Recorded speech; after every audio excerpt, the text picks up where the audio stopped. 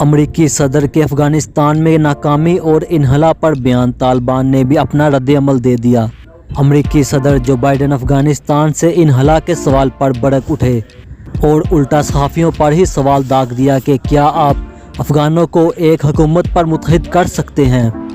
عالمی ادارے کے وائٹ ہاؤس میں صحافیوں سے گفتگو میں امریکی صدر جو بائیڈن افغانستان سے فوجیوں کے انخلا اور 20 سالہ جنگ کو ضائع کرنے کے سوال پر صحافیوں پر غصہ ہو گئے اور جواب میں صحافیوں سے کہا کہ افغانستان سے فوجیں واپس بلانے کی وجہ یہ بھی تھی کہ جنگ زدہ ملک میں سب کو ایک حکومت کے تحت متحد کرنا ممکن نہیں رہا تھا، اور اگر آپ میں سے کوئی ایسا کر سکتا ہے تو ہاتھ کھڑا کرے۔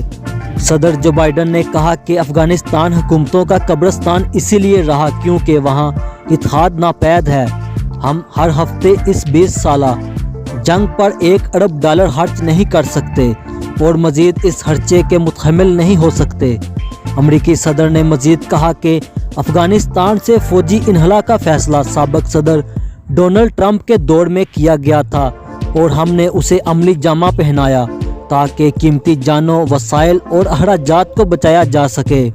دوسری جانب امارت اسلامیہ افغانستان نے امریکی صدر جو بائیڈن کے بیان کی مذمت کرتے ہوئے کہا کہ ہم نے اپنے اتحاد سے ہی بیرونی حملہ آوروں اور طاقتور ممالک کو شکست دی ہے۔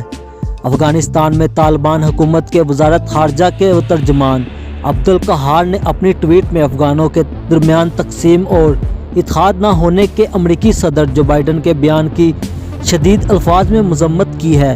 ترجمان وزارت خارجہ نے اپنی ٹویٹ میں لکھا کہ اس میں کوئی شک نہیں کہ افغانستان غیر ملکی تسلط کے دوران کبھی متحد نہیں رہا، بلکہ اکثریت حملہ آوروں کے خلاف اپنی قانونی جدوجہد میں مضبوطی سے متحد رہی ہے۔